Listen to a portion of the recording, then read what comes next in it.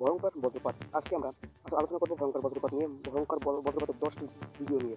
তো ভয়ঙ্কর বজ্রপাত এবং বজ্রপাত ঘরের উপর পড়ে না, খুবই সচরাচর পড়ে না, কিন্তু যে ঘরে কোনো মানুষ না থাকে সেই ঘরের আশেপাশে যে গাছ থাকে সেখানে কিন্তু বজ্রপাত পড়ে। এবং ভয়ঙ্কর বজ্রপাত নিয়ে মানুষ খুবই আতঙ্কের ভিতরে থাকে যখন বজ্রপাত পড়া শুরু হয়।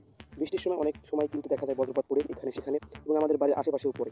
বেশিরভাগ ক্ষেত্রে নারকেল গাছ এবং তাল গাছ, এবং সুপারি গাছ, এই গাছগুলোর উপরে কিন্তু বেশিরভাগ পড়ে থাকে বজ্রপাত কী কারণে পড়ে?